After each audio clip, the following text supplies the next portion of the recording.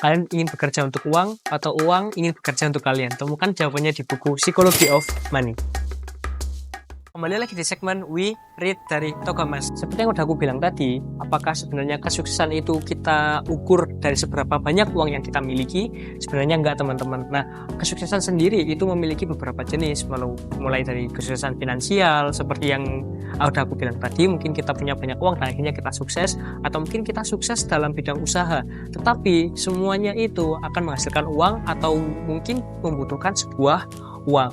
Nah, uang sendiri itu merupakan salah satu aspek yang benar-benar dibutuhkan sama orang-orang. Mulai dari mereka baru lahir sampai mereka itu mau tutup usia. Mereka semuanya membutuhkan uang. Lalu gimana sih cara kita untuk mengatur sebuah keuangan atau finansial yang kita miliki? Nah, di buku Psychology of Money dijelaskan ada beberapa cara. Yang pertama yaitu investasi.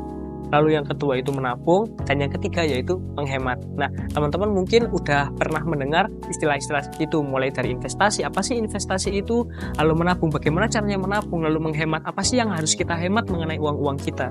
Di buku Psychology of Money benar-benar sudah dijelaskan dan juga sudah dijabarkan dan juga diceritakan mengenai beberapa kesuksesan orang memulai untuk usaha. Lalu kesuksesan orang ini berasal dari mana? 3 itu tadi, yaitu investasi, menabung, dan juga menghemat. Lalu gimana sih cara kita itu untuk investasi? Nah, investasi itu ada beberapa caranya, teman-teman. Mungkin teman-teman bisa belajar sendiri di internet, atau mungkin teman-teman punya teman dekat yang sudah pernah terjun ke dalam investasi itu tadi. Lalu menabung itu juga salah satu aspek yang bisa membuat kita itu sukses mengenai finansial kita.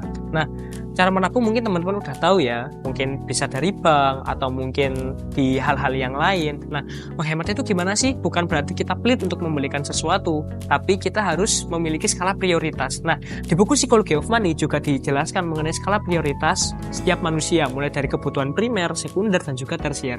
Mungkin aku nggak akan menjelaskan secara rinci apa itu kebutuhan primer, apa itu kebutuhan sekunder, dan juga apa itu kebutuhan tersier. Mungkin teman-teman semua udah tahu.